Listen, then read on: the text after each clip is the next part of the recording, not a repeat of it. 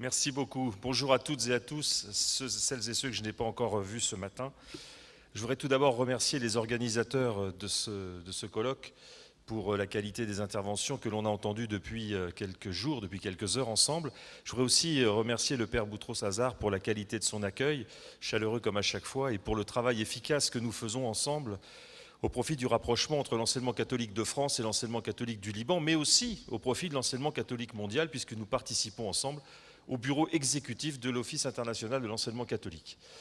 Ce n'est pas le sujet qui m'est demandé d'aborder avec vous ce matin, et je vais essayer d'être très bref, sachant que de toute façon, ce que j'avais prévu de vous dire est écrit quelque part, dans le cloud, je ne sais pas, et que vous pourrez y avoir accès, donc je vais faire plutôt un résumé, une synthèse, et je vais essayer de procéder par des petites histoires ou des petites analogies qui pourraient plus vous parler que des grands débats philosophiques. Je vais commencer par une petite histoire qui se passe dans un village, quelque part dans le monde, où on a construit une flûte, vous savez, un instrument pour jouer de la musique. Et puis la question se pose à qui va-t-on donner cette flûte? Il y a 3 jeunes filles qui sont intéressées pour avoir la flûte. Il y a celle qui a fabriqué la flûte. Elle dit, après tout, j'ai fabriqué la flûte, j'ai le droit à avoir la flûte. Il y a celle qui sait le mieux jouer de la flûte, de tout le village. Elle dit, si vous me donnez la flûte, il y aura de l'excellence dans le village, de l'excellente musique. Et puis il y a celle qui dit, écoutez, moi, je ne sais pas ce que c'est qu'une flûte, je n'ai jamais vu une flûte, j'aimerais découvrir ce que c'est qu'une flûte. Et la question qui se pose, c'est à qui va-t-on donner la flûte? Vous pouvez prendre une seconde pour vous dire à qui vous donneriez la flûte, vous. À celle qui l'a fabriquée, à celle qui joue le mieux ou à celle qui ne sait pas en jouer et qui n'a jamais vu une flûte? Je vous mets au défi de répondre à cette question, et je vous mets au défi qu'on se mette d'accord sur la réponse à cette question, tant qu'on ne se sera pas mis d'accord sur ce qui est important pour nous, sur ce qui est important pour notre organisation humaine, on pourrait dire organisation scolaire, ce qui est important pour notre communauté. Est-ce que ce qui est important pour notre communauté, c'est le mérite? Donc celui qui a donné beaucoup, elle a fait la flûte, on lui donne la flûte. Est-ce que ce qui est important pour nous, c'est l'excellence? On dit on va donner la flûte à celle qui va nous tirer vers l'excellence. Ou est-ce que ce qui est important, c'est finalement une forme de solidarité, de dimension sociale, qui fait qu'on va donner à celle qui a moins? Ce que je veux dire par là, c'est que quelles que soient les relations qu'on met en place et quel que soit le système éducatif que l'on met en place, il n'y a rien qui ne puisse se décider sans intention claire. Et dans les discussions qui vous agitent et qui nous agitent souvent, le fait de revenir aux intentions que chaque partie peut avoir dans la construction d'un système éducatif permet de repérer ce que chacun peut donner et ce que chacun est prêt à lâcher et rentrer dans une discussion. Je ne fais que résumer en gros ce que j'ai entendu avec la petite histoire de la flûte, ce que j'ai entendu autour de la table. Et j'en arrive à cette question de l'intention qui est dans l'introduction de ce que je vais vous présenter. Ah oui, excusez-moi, je vais vous présenter le plan quand même. Une introduction rapide et puis ensuite trois parties. Une première partie sur de quelle justice nous parlons pour rappeler un peu les principes fondamentaux de l'Église sur la notion de justice. Ce qu'est un système éducatif juste avec quelques éléments de réflexion et la place de l'école catholique. Puis quant à la conclusion, vous la direz dans le texte qui est écrit. Oui, il n'y a pas d'éducation sans intention. Voilà, ce sera l'introduction. L'ami Joseph, on passe à la suivante. Bon, je continue. Il y a des débats qui agitent la société française comme la société libanaise, comme toutes les sociétés, qui portent sur savoir qui doit porter l'éducation et quel type d'éducation on doit porter. Et encore une fois, on ne peut répondre à cette question tant qu'on ne s'est pas mis d'accord sur l'intention éducative que l'on a pour nos jeunes. Je n'ai pas voulu prendre d'exemples aujourd'hui, mais j'ai pris des exemples dans mon esprit, d'exemples qui datent du XVIIIe siècle, où il y avait un débat en France terrible entre ceux qui voulaient que ce soit l'État qui gère l'éducation et ceux qui voulaient que ce soit les églises, la religion ou les familles. Et je vais juste vous citer deux citations d'auteurs de cette époque-là. Il y avait Charles de Montalembert, qui était un grand défenseur de la liberté d'éducation, et qui disait, écoutez bien, il disait « Sans la liberté d'enseignement, le gouvernement devient le maître des consciences ». Est-ce que l'on veut un système où le gouvernement devient le maître des consciences? Et puis en même temps, en face, il y avait tous les laïcards, tous ceux qui défendaient l'idée d'une éducation publique, d'une éducation uniquement de l'État, et qui disaient, la citation n'est pas exactement celle-là, mais on la retrouve globalement dans cet esprit-là, le rôle de l'école est d'arracher les enfants au déterminisme des religions et des familles. Est-ce que l'on veut, en gros, une éducation dont on a peur qu'elle devienne une transmission d'un dogme, c'était ce que craignaient ces laïcards du début du XXe siècle, fin XIXe, ou est-ce que on craint que l'éducation soit la transmission d'une idéologie portée par la religion ou la famille? Voilà. Cette question se pose fondamentalement. On l'a dépassé en France, mais c'est juste pour illustrer le fait qu'il faut avoir bien conscience de l'intention qu'il y a quand on met en place un système éducatif et une éducation. C'est la raison pour laquelle il me semble que rentrer par l'approche de la justice, en qualifiant ce que c'est que cette justice, ça nous permet d'avoir une porte d'entrée qui sera beaucoup plus claire et beaucoup plus simple pour nous, et une grille de lecture surtout. Quand je parle de justice, je ne parle pas de justice au sens de l'institution, je ne parle pas de justice au sens du tribunal, je parle de justice au sens de l'organisation sociale que l'on définit entre nous pour dire ce qui est juste et ce qui ne l'est pas. Je passe assez rapidement, mais je fais référence à de la philosophie politique, c'est extrêmement intéressant d'entrer par cette question-là de façon à y voir plus clair. Dans la tradition chrétienne, c'est la définition qui est là, il y a la présentation de la justice à la fois comme un principe social d'organisation et comme une vertu morale. Et là, je vous ai mis la citation du catéchisme de l'Église catholique, qui finalement résume assez bien cette approche-là. La justice est la vertu morale qui consiste dans la constante et ferme volonté de donner à Dieu et au prochain ce qui leur est dû. Je passe un petit passage. Envers les hommes, elle dispose à respecter les droits de chacun et à établir dans les relations humaines l'harmonie qui promeut l'équité à l'égard des personnes et du bien commun. L'Église, dans sa sagesse, est sortie de cette définition et a présenté les choses de façon beaucoup plus simple en définissant 3 types de justice. Donc je vais définir ces 3 types de justice et après je verrai rapidement comment un système éducatif dans ces 3 types de justice peut être qualifié de juste et comment l'école catholique peut prendre sa place.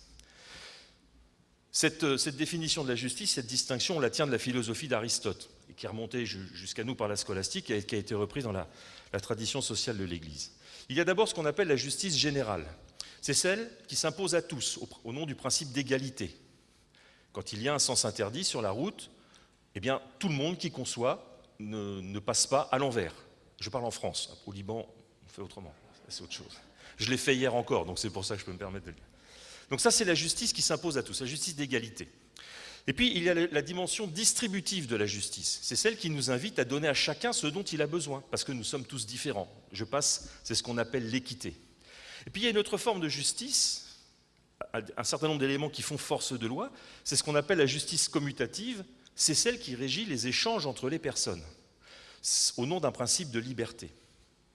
Pour faire bref, je décide d'acheter une voiture à un collègue, le collègue me dit « ta voiture coûte combien ?» Elle coûte 10 000 $, très bien, je te donne les 10 000 $, tu me donnes ma voiture. Et si tu ne me donnes pas les 10 000 $, je ne te donne pas la voiture. C'est ça la justice commutative. C'est la justice des contrats, pour faire bref. Alors, comment est-ce que ça peut se traduire dans un système éducatif? Sur le plan de la justice générale, dans le système éducatif, la justice générale, ça va être la dimension qui va mettre en place un système qui va permettre à chacun d'avoir une place dans une école. Le fait de rendre l'instruction obligatoire peut être une façon d'arriver à cette justice générale, cette dimension générale de la justice éducative, mais pas forcément. Si on dit que l'école est obligatoire mais qu'on ne s'assure pas que chaque élève puisse trouver une place, on faillit à cette approche de la justice. La justice générale, ça peut être aussi l'idée, comme on a en France, de dire qu'il y a un seul programme officiel pour tout le monde. Donc on dit, ben voilà, comme il y a un seul programme pour tout le monde, on donne la même chose à tout le monde, on est dans une logique de justice. Le problème souvent, c'est que, je pense que ce n'est pas le cas au Liban, mais c'est le cas en France, c'est qu'on confond le fait que ce soit les professeurs qui aient fait le programme et le fait que ce soit les élèves qui aient fait le programme. Quand j'étais chef d'établissement et qu'au mois de mai, un professeur arrivait en disant « Ah, moi j'ai fini mon programme », très bien, et je lui disais « Et vos élèves, est-ce qu'eux, ils l'ont fini le programme ?» Parce que c'est ça le vrai problème, ce n'est pas le prof qui doit finir le programme, c'est les élèves. Bon, peu importe. Est-ce qu'on est dans un système avec un programme unique qui garantit qu'on apporte la même chose à tout le monde? Ou est-ce qu'on est dans un système d'approche plus par référentiel, comme le font nos amis belges, où chaque établissement est amené à apporter une dimension spécifique en fonction des besoins de chacun? La dimension distributive de la justice, donc celle qui permet à donner à chacun ce dont il a besoin, on la comprend assez bien dans un système éducatif, il s'agit de donner à chaque élève ce qui lui est nécessaire. Là, on est plus dans une logique de faire appel à la compétence des enseignants, des corps enseignants et des établissements qui consistent à dire, ben voilà, on a des élèves qui ont des besoins spécifiques, formons-nous à la reconnaissance de ces besoins, à la capacité à y répondre, et mettons en place des dispositifs d'accueil de tous les élèves. Mais la justice distributive en matière éducative, c'est aussi de se dire, on est plusieurs écoles sur un territoire, on s'aperçoit que sur ce territoire-là, on sait prendre en charge les élèves classiques, excusez-moi du terme, c'est pour éviter le terme normal. Bon, les élèves, mais qui prend en charge les élèves qui ont des handicaps, qui sont porteurs de handicap? Qui prend en charge les élèves précoces? Qui prend en charge les élèves dont les familles veulent qu'ils apprennent des langues supplémentaires? Vous voyez, comment est-ce qu'on répartit la prise en charge sur un secteur donné? Comment se répartit la charge éducative entre établissements pour répondre à toutes les attentes, à tous les besoins des familles? Ça, c'est une dimension distributive de la justice. On donne la même chose à tout le monde et en même temps on tient compte des besoins spécifiques. Et puis la dimension commutative, celle de la dimension des contrats, finalement c'est une dimension qui est assez intéressante et importante dans le cadre scolaire parce que l'éducation d'un jeune, c'est bien la rencontre entre un système éducatif d'un établissement et puis une famille. Cette rencontre peut être simplement, comme c'est le cas en France dans les établissements publics, une rencontre administrative qui passe par un numéro de dossier. L'élève, le proviseur ne se sont jamais rencontrés. L'élève arrive le jour de la rentrée, il ne sait pas à qui il a affaire. Ou alors ça peut être comme nous on le préconise et comme ça se fait dans les écoles catholiques, et je sais que c'est le cas chez vous aussi, où systématiquement il y a une rencontre entre un responsable de l'établissement et la famille. Et quand il y a rencontre, il y a discussion et il y a une forme d'engagement réciproque de l'établissement et de la famille, de l'élève. Et chez nous, ça va même jusqu'à la signature d'un contrat scolaire qui intègre les dimensions financières, ça c'est une chose, mais surtout qui intègre les axes du projet d'établissement. On est bien d'accord, vous la famille et nous l'établissement, qu'on s'engage à la même chose, le projet d'établissement. C'est la dimension commutative de la justice éducative. La place de l'école catholique, et ce sera la dernière partie, eh bien, j'ai juste mis quelques éléments qui sont creusés dans le texte qui vous sera donné. C'est que d'abord, l'école catholique est légitime pour répondre aux trois dimensions de la justice. Parce qu'on pourrait imaginer finalement que la dimension de la justice générale, ça a été évoqué ce matin, est-ce que ça, c'est pas simplement de la responsabilité de l'État d'organiser l'accueil de tous, de veiller à ce que le programme soit le même pour tout le monde, et finalement on a fait le travail. Et puis nous, à l'école catholique, on dit, nous on va se glisser dans les interstices, on va faire la justice distributive, on va prendre ce qui nous arrange dans la justice générale. Voilà. L'État, évidemment l'État, je ne rentre pas dans les détails, mais l'État a la responsabilité de veiller à un système qui permette à tout le monde d'avoir ce dont il a besoin et tout le monde d'aller à l'école et de recevoir la même chose, une éducation qui soit une éducation, entre autres, à la citoyenneté, une éducation aussi à un socle commun de connaissances et de compétences, etc. Mais pour l'école catholique, je vous le redis, l'approche de cette justice générale, c'est déjà au niveau de l'établissement, de veiller à l'accueil de tous. Est-ce qu'on est bien sûr de ne laisser personne à la porte? Volontairement, j'entends, hein, voilà. Pour des questions religieuses, des questions financières, des questions sociales, des questions cognitives, etc., etc.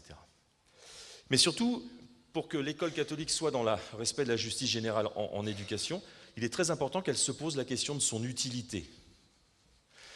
J'évoquais la répartition de la charge éducative sur un territoire, mais on peut aussi l'imaginer entre des établissements. Et moi, je le vois bien, j'ai dirigé un établissement dans la région de Lyon, un gros établissement, et c'est vrai qu'on était parfois en concurrence avec d'autres établissements. Est-ce qu'on maintient ces logiques de concurrence entre nous, ou est-ce qu'on essaie de réfléchir intelligemment à diversifier une offre et à élargir une offre de formation? Ce qui nous oblige, j'y viendrai après, à une certaine audace. Et puis surtout, si on veut qu'il y ait une proposition qui soit claire pour tout le monde au niveau d'un établissement et qui soit la même pour tout le monde, il faut qu'il y ait un projet éducatif, pédagogique qui soit proposé à tous et qui soit accepté par tous. C'est le minimum qui est proposé et c'est dans ce projet que ça se traduit. J'enfonce des portes ouvertes parce que je sais que dans vos établissements, l'idée de projet éducatif et projet d'établissement a beaucoup avancé. Une école catholique dans le domaine de la justice distributive, eh bien, une école pour chacun, je ne reviens pas sur ce que j'ai dit, l'importance de veiller à ce que chaque élève en tant que personne soit accueilli comme tel, mais aussi chaque enseignant, mais aussi chaque parent, chaque personnel de service et autres soit accueilli en tant que personne et puisse avoir ce dont elle a besoin pour apprendre ou pour faire son travail. J'avance. Une école audacieuse, je sais que vos écoles le sont, mais c'est indispensable. C'est une mission première de l'école catholique. Nos grands fondateurs se sont lancés dans l'éducation parce qu'ils ont eu l'audace de répondre à des défis. Prenez Don Bosco à Turin. Don Bosco, il n'allait pas demander les certificats de baptême des jeunes qu'il allait chercher, mais il s'est rendu compte qu'il y avait quelque chose à faire, il a eu l'audace de le faire, et je sais que tous vos grands fondateurs, ont été dans cette dynamique-là. Et puis, la dimension distributive de la justice éducative, c'est aussi d'aller aux périphéries, à l'appel du pape François, aller s'occuper des exclus, aller s'occuper, et je parle à des gens, devant des gens, j'ai rien à vous apprendre dans ce domaine-là, s'occuper des réfugiés, s'occuper des gens qui ont décroché scolairement, etc., etc.